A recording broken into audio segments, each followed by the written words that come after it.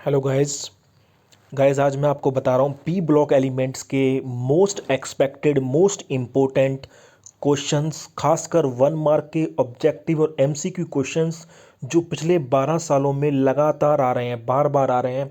उन क्वेश्चंस को मैं आपको विद बहुत इजी एक्सप्लेनेशन के साथ और विद ट्रिक बताऊंगा। ये क्वेश्चंस बच्चों सारे के सारे बोर्ड में बार बार पूछे जा रहे हैं, इसलिए अपने आप में मोस्ट एक्सपेक्टेड हैं और 2021 के अंदर अपने आप इम्पोर्टेंट क्वेश्चंस हैं। और पी ब्लॉक एलिमेंट्स का सबसे इम्पोर्टेंट पार्ट भी यही है, जो ना केवल 1 मार्क में पूछा जाता है बल्कि जो 2 या 3 नंबर के अंदर क्वेश्चन पूछे जाएंगे हमसे, उनके अंदर भी यही क्वेश्चन ज़्यादातर पूछे जाते हैं। क्यों पूछे जाते हैं? क्योंकि अगर पी ब्लॉक का 3 नंबर क्वेश्चन आता है तो 3 पार्ट में बन के आता है 1 1 नंबर के। अगर 5 नंबर क्वेश्चन आता है तो उसके 5 पार्ट आते हैं 1 1 नंबर के। इसलिए इन क्वेश्चंस की, इन टॉपिक्स की जो मैं आपको कराने जा रहा हूं बच्चों, इनकी इंपॉर्टेंस बहुत ज़्यादा है। इसलिए इस पूरे वीडियो को, थोड़ा सा लंबा वीडियो हो सकता है क्योंकि पी ब्लॉक बड़ा चैप्टर है, ज़्यादा नंबर का है, लेकिन 10 से 12 मिनट का ही वीडियो होगा खाली। तो इसको ढंग से देखिए और समझिए, आपको बहुत अच्छे मार्क्स ये तैयार करवाएगा। तो जैसे कि बच्चों सबसे पहले इसके अंदर हम देखते हैं कि सबसे पहले मैंने बताया इसके अंदर एसिडिक करेक्टर, रिड्यूसिंग करेक्टर और थर्मल स्टेबिलिटी, ये 3 चीज़ें आती हैं हमारी। एसडी करेक्टर क्या होता है? टॉप टू बॉटम बात करेंगे हम सबके अंदर। टॉप टू बॉटम का मतलब किसी भी ग्रुप में जब हम टॉप टू बॉटम चलते हैं वो सारी बातें होंगी इसके अंदर, क्योंकि एग्जाम में भी उन्हीं को पूछता है। तो top to bottom thermal acidic character increase होता है, रिड्यूसिंग करेक्टर भी इंक्रीज होता है, लेकिन जो थर्मल स्टेबिलिटी है वो डिक्रीज होती है। तो कैसे अब देखते हैं इनको, कैसे समझें इनको। जैसे कि बच्चों एसिडिक एंड रिड्यूसिंग करेक्टर मैंने बताया, ये दोनों ही क्या हो रहे हैं? इंक्रीज होते हैं टॉप टू बॉटम। अब वो एग्जाम में पूछेगा इनका इंक्रीजिंग ऑर्डर। आपको पता है 2 तरह के ऑर्डर होते हैं, एक तो इंक्रीजिंग ऑर्डर और एक डिक्रीजिंग ऑर्डर, एक आरोही क्रम और एक अवरोही क्रम। तो जैसे कि अगर आपको पता हो, ग्रुप अगर हम बात करें, ग्रुप नंबर अगर हम बात करें, ग्रुप 15 में बात करते हैं, तो हमारा ग्रुप 15 में आपको पता है कौन से एलिमेंट होते हैं? Nitrogen, phosphorus, arsenic, antimony, SB और बिस्मिथ। न्यूज़ पेपर आज सब बिकेगा। ऐसे ही ग्रुप 16 के उसे होते हैं हमारे उससे टीपो, उससे टीपो। ऐसे 17 के होते हैं फिर कल बाहर आएगी आंटी। इस तरह से हमारा आपको पता है ग्रुप 15, 16, 17 के बारे में। तो ग्रुप 15 के जो कंपाउंड होंगे बच्चों, NH3, PH3, NH3, N से NH3 बन जाएगा, P से PS3 बन जाएगा, AS से AS3 बन जाएगा, SB से हमारा SBH3 बन जाएगा और BI से क्या बन जाएगा? BIS3 बन जाएगा। हालांकि लास्ट वाले कंपाउंड्स को हम स्टडी नहीं करते क्योंकि ये रेडियो एक्टिव होते हैं। 4 ही कंपाउंड स्टडी करेंगे, NH3, PS3, ASH3 और SBH3। तो जब उसने पूछा कि एसिडिक करेक्टर बताओ, आपसे 4 ऑप्शन देगा और उन 4 ऑप्शन के अंदर आपको अलग अलग से ये पैटर्न देगा। तो आपसे पूछेगा कि कौन सा ठीक है, कौन सा गलत है, या फिर आपसे 1 मार्क में पूछेगा कि इसका एसिडिक करेक्टर लिखो। तो कैसे करना है बच्चों? देखो, मैंने बताया कि एसिडिक करेक्टर क्या हो रहा है? इंक्रीज हो रहा है। इंक्रीज का मतलब क्या है? टॉप टू बॉटम इंक्रीज हो रहा है। तो इसका मतलब जो सबसे पहले वाला है वो सबसे कम। इंक्रीजिंग ऑर्डर में हमें बढ़ता हुआ क्रम लिखना होता है, यानी सबसे पहले वो लिखेंगे जो सबसे कम एसिडिक है। तो NH3 सबसे कम हो गया, उसके बाद PH3, फिर ASH3, फिर SBH3 और फिर BIH3। मतलब कि इस तरह से साइन आता चला जाएगा और हम बिल्कुल वही का वही ऑर्डर लिख देंगे जो हमारा ऑर्डर होता है, जो हमने आपको याद कराया ट्रिक से। NH न्यूज़पेपर आज सब बिकेगा, मतलब पहले कौन आएगा? N वाला, उसके बाद P वाला, उसके बाद AS वाला, उसके बाद SP वाला और उसके बाद BI वाला। और साइन कौन सा लगा देंगे आप इंक्रीजिंग ऑर्डर के अंदर? साइन आप लेसर देन वाला साइन लगा देंगे। इसका मतलब NH3 PS3 से कम है, PS3 ASH3 से कम है, ASBH3 से कम है, BH3 से कम है। तो सबसे ज़्यादा एसिडिक कौन हुआ? BIH3 हुआ। ठीक है, बढ़ता हुआ इंक्रीजिंग ऑर्डर। सिमिलरली अगर हम बात करें H2O के अंदर, वाटर वाले ग्रुप 16 के अंदर भी सेम होगा। ग्रुप 16 का ऑर्डर आपको पता ही है, खाली याद कर ले, उससे टीपो। बिल्कुल सेम टू सेम ही ऑर्डर आना है बच्चों। पहले कौन आएगा? H2O आ गया, उसके बाद H2S आ गया, उसके बाद हमारा H2SC आ गया, उसके बाद H2TE आ गया। इसको पढ़ो मत पढ़ो, लास्ट वाला हम पढ़ते ही नहीं है, जरूरत नहीं पड़ती। तो इसका मतलब बिल्कुल सेम टू सेम ऑर्डर लिख देना है जो हमारा ग्रुप का ऑर्डर है, और साइन कौन सा लगा देना है? लेस देन वाला। हमारा आंसर बन गया। सिमिलरली अगर ग्रुप 17 की बात करें, 17 के अंदर बात करें, कुछ भी कह सकता है वो, एसिडिक करेक्टर का है या रिड्यूसिंग करेक्टर का है, बिल्कुल सेम वही काम करना है। HF, आपको पता है ग्रुप 17 कौन सा होता है? ग्रुप 17 होता है हमारा फ्लोरीन पहले, फिर क्लोरीन, फिर ब्रोमीन और फिर आयोडीन। तो बिल्कुल सेम टू सेम वही ऑर्डर आएगा। पहले H वाला, F वाला आएगा, पहले HF देख सकते हैं आप, फिर हमारा फिर हमारा Cl वाला आएगा यानी कि HCl, फिर हमारा Br वाला आएगा HBr, और फिर I वाला आएगा HI, और साइन कौन सा आ जाएगा, लेस देन वाला साइन आ जाएगा। तो ये इंक्रीजिंग ऑर्डर हो गया हमारा एसिडिक करेक्टर का और रिड्यूसिंग करेक्टर दोनों का सेम आंसर है। ठीक है बच्चों, अब अगले पे आते हैं हम। नेक्स्ट है हमारा थर्मल स्टेबिलिटी। थर्मल स्टेबिलिटी क्या होती है, डिक्रीज होती है टॉप टू बॉटम। वो दोनों तो इंक्रीज हो रहे थे, लेकिन थर्मल स्टेबिलिटी क्या होती है, डिक्रीज। अब इसमें क्या करेंगे, बिल्कुल सेम टू सेम रहेगा, थोड़ा सा डिफरेंस आएगा। बस हम क्या करेंगे, जो हमारा ऑर्डर था उसको पलट देंगे। जैसे हमारा पहले बच्चों इसके अंदर N था, P था, AS था, SB था, BI था। अब हम क्या करेंगे, BI से स्टार्ट करेंगे। तो पहले कौन आ जाएगा, BiH3, उसके बाद SbH3, उसके बाद ASH3, उसके बाद PH3, और उसके बाद NH3। साइन वही रहेगा, क्योंकि थर्मल स्टेबिलिटी डिक्रीज हो रही है टॉप टू बॉटम, लेकिन वो एग्जाम में पूछ रहा है डिक्रीज, ये तो डिक्रीज हो रही है, लेकिन एग्जाम में वो इंक्रीजिंग ऑर्डर पूछता है ज़्यादातर, इसलिए मैंने ये इंक्रीजिंग ऑर्डर में ही लिखे हैं। तो आप देख सकते हैं इसका मतलब BiH3 की जो थर्मल स्टेबिलिटी है वो सबसे कम, क्योंकि टॉप टू बॉटम चलने पर क्या हो रही है, डिक्रीज। तो लास्ट वाला जो बॉटम पे होगा उसकी सबसे कम होगी, तो BiH3 की सबसे कम, उसके बाद SpH3 की, उसके बाद ASH3, उसके बाद PH3, उसके बाद NH3। ठीक है बच्चों, या फिर हम अगर ग्रुप 16 के अंदर बात करेगा तो ग्रुप 16 में सबसे पहले उलट देंगे पैटर्न, बिल्कुल। पहले कौन आएगा, लास्ट वाला H2PO, उसके बाद H2TE, उसके बाद H2SE, उसके बाद H2S, और उसके बाद H2O। और जो हमारा साइन है वो लेसर देन का ही रहेगा हमेशा इंक्रीजिंग ऑर्डर में। ठीक है बच्चों, इस तरह से हमें ये पैटर्न बताए हैं मैंने, क्योंकि एग्जाम में जब 1 मार्क में ऑब्जेक्टिव पूछता है तो वो इस पैटर्न्स देता है 4 ऑप्शन में, तो पैटर्न आपको पता होने चाहिए, पहली बात। दूसरी बात आपको पता होना चाहिए कि acidic character top to bottom increase होता है, रिड्यूसिंग करेक्टर इंक्रीज होता है, थर्मल स्टेबिलिटी डिक्रीज होती है। इसकी ट्रिक आप ऐसे याद बताइए, मैंने आपको ट्रिक आर्ट, ART आर्ट, और IID, जैसे कि IIT होती है साइंस वालों के लिए, IIT होती है, और आर्ट वालों के लिए क्या होती है, IID होती है। आर्ट का मतलब क्या है, देखें, अगर हम देखें बच्चों, आर्ट का मतलब है, A का मतलब एसिडिक करेक्टर, R का मतलब रिड्यूसिंग करेक्टर, T का मतलब थर्मल स्टेबिलिटी, I का मतलब इंक्रीज, फिर I का मतलब इंक्रीज, और D का मतलब डिक्रीज। ठीक है बच्चों, ये आपको पता होना चाहिए, ट्रिक याद करेंगे। जैसे साइंस वालों के लिए IIT होती है, आर्ट वालों के लिए IID होती है, ART IID। अच्छा, उसके बाद आपको उसका रीज़न पता होना चाहिए। रीज़न क्या होता है, इन सभी का कॉमन रीज़न है, एसिडिक करेक्टर का, रिड्यूसिंग करेक्टर का, थर्मल स्टेबिलिटी का, तीनों का कॉमन रीज़न है कि टॉप टू बॉटम क्या होता है, बॉन्ड डिसोसिएशन एनर्जी डिक्रीज होती है। बॉन्ड डिसोसिएशन एनर्जी डिक्रीज होती है, BDED बताया मैंने इसको, BDED। पहले B के बाद D, फिर E के बाद D। B का मतलब बॉन्ड, D का मतलब डिसोसिएशन, E का मतलब एनर्जी, और D का मतलब डिक्रीज। BDED मतलब बॉन्ड डिसोसिएशन एनर्जी डिक्रीज होती है। अब ये मैं चीज़ें क्यों बता रहा हूँ, मैं इसलिए बता रहा हूँ बच्चों, क्योंकि एग्जाम में वो ऐसे भी पूछ सकता है, write down why the thermal stability of group 16 element decrease top to bottom. Reason, because top to bottom bond dissociation energy decrease. आपसे कह सकता है what is the reducing character order of group 15 elements, तो आप बताएंगे reducing character top to bottom increase होता है, और फिर रीजन पूछेगा, रीजन क्या होगा, because top to bottom bond dissociation energy decrease. तो इसके लिए आपको इस तरह के क्वेश्चन पूछता है अगर वो, तो उसके लिए आप ये ट्रिक याद रखेंगे, ART IID, आर्ट वालों के लिए IID होती है, और रीजन क्या है इसका, रीजन है इसका बिकॉज BDED का मतलब बॉन्ड डिसोसिएशन एनर्जी डिक्रीज होती है। तीनों का आंसर यही आएगा, तीनों का आंसर यही आएगा, मैंने आपके लिए ट्रिक बना दी है। ठीक है बच्चों, समझ में आ गया होगा आपको। उसके बाद हम नेक्स्ट देखते हैं। नेक्स्ट हमारा है बच्चों बॉइलिंग पॉइंट। अगर हम बात करते हैं बॉइलिंग पॉइंट की,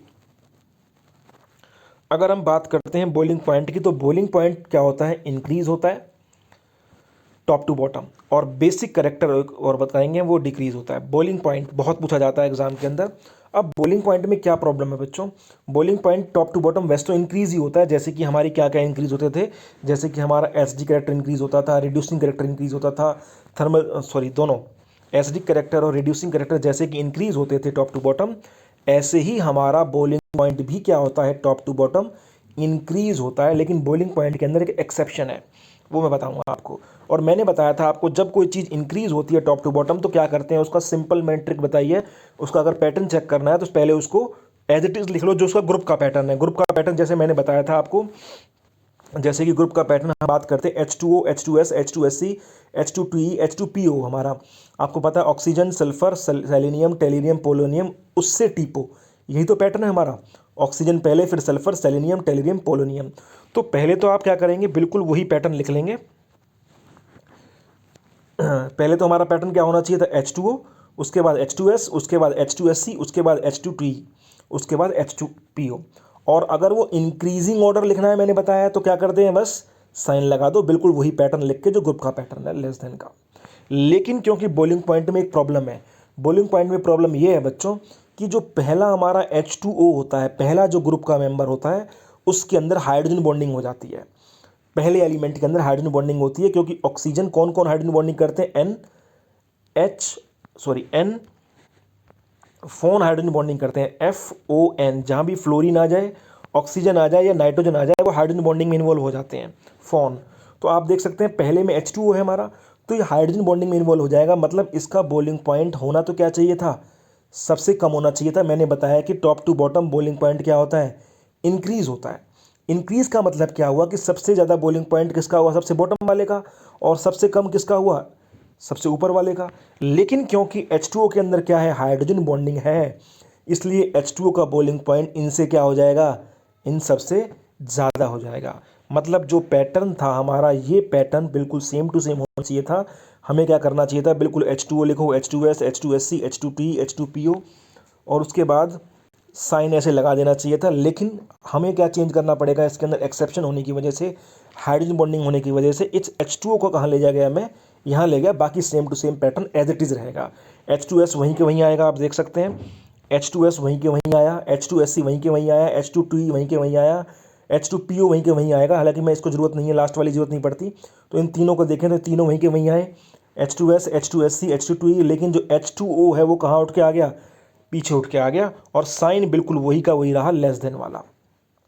और रीजन इसका क्या होगा, because of hydrogen bonding, hydrogen bonding. ठीक है बच्चों, ये बॉइलिंग पॉइंट का आपको पैटर्न याद रखना पड़ेगा, क्योंकि एग्जाम के अंदर 4 ऑप्शन देता है आपको और पूछता है कौन सा सही पैटर्न है। तो आपको ये याद रखना है, बॉइलिंग पॉइंट के अंदर एक एक्सेप्शन होता है, वैसे इंक्रीज ही होता है। इंक्रीज के अंदर जैसे हम देखें नाइट्रोजन वाले ग्रुप के अंदर देखें, नाइट्रोजन वाले ग्रुप के अंदर भी मैंने बताया, अगर इंक्रीज हो रही है कोई चीज़ तो बिल्कुल सेम टू सेम ग्रुप का पैटर्न लिखना है। पहले N आता है, पता है आपको ग्रुप में, फिर P, फिर AS, फिर SBS3।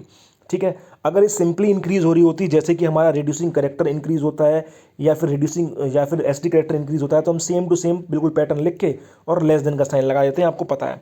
लेकिन इसमें क्या है, थोड़ा सा एक्सेप्शन है, इसलिए हम क्या करेंगे, यहाँ पर होना चाहिए था ऐसे लेस देन का साइन आ जाता, हमारा आंसर सही हो जाना चाहिए था। लेकिन क्योंकि एक्सेप्शन है बॉइलिंग पॉइंट में, तो NH3 उठ के कहाँ जाएगा, लास्ट में आ जाएगा। बाकी same to same as it is रहेंगे।